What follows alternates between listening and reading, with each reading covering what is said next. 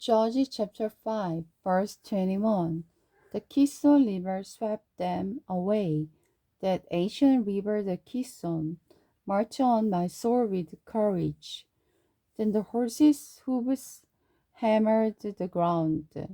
The galloping of Sisera's mighty steed. Lest the people of the Meroz be cursed, said the angel of the Lord. Let them be utterly cursed, because they did not come to help the road against the mighty warriors. Most blessed is Jair, the wife of the Heber, the Kenite. May she be blessed above all the women who live in tents. Sisera asked for water, and Joel gave him milk. In a bowl fit for kings, she brought him yogurt. Then with her left hand she reached for a tent-peg, and with her right hand she reached for the workman's hammer. She hit Sisera, cursing his head. She pounded the tent-peg through his head, piercing his temple. He sank, he felt. He lay dead at her feet. From the window, Sisera's mother looked out. Through the window, she watched for his return, saying, "Why is his chariot so long in coming? Why don't we hear the sounds of the chariot wheels?" A reply comes from her wife, wise woman, and she repeats this words to herself.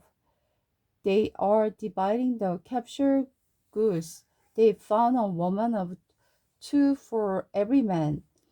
There are gorgeous robes for Sisera and colorful, beautifully embroidered robes for me.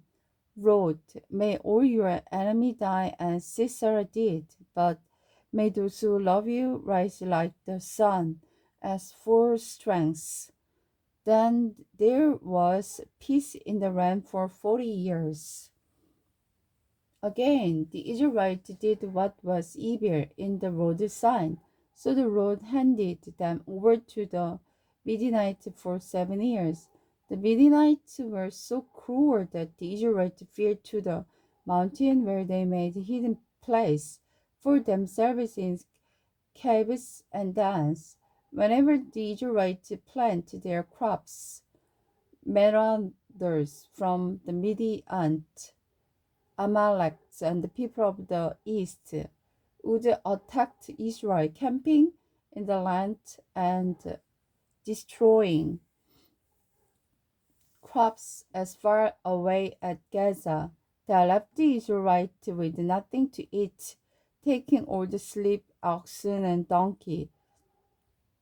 This enemy horse, coming with their cattle and tents as thick as locusts, arrived on drove of camels too numerous to count, and they stayed until the land was stripping bare. So Israel was reduced to starvation by the Midianites. Then the Israelites cried out to the Lord for help. When they cried out to the Lord because of Midian, the Lord sent a prophet to the Israelites. He said, "This is what the Lord, the God of Israel, says. I brought you up out of slavery in Egypt and rescued you from the Egyptian and from all who oppress you.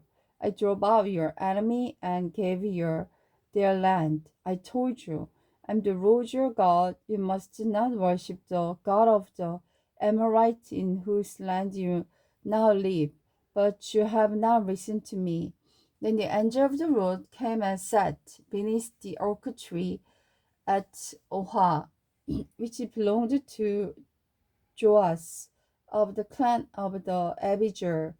Gideon, son of the Joas, had been threshing wheat at the bottom of a winepress to hide the grain from the Midianites.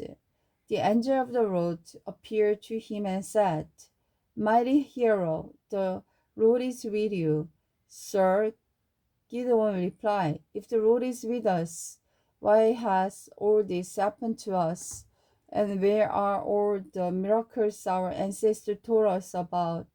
Didn't they say the Lord brought us up out of Egypt? But now the Lord has abandoned us over to the Midianites.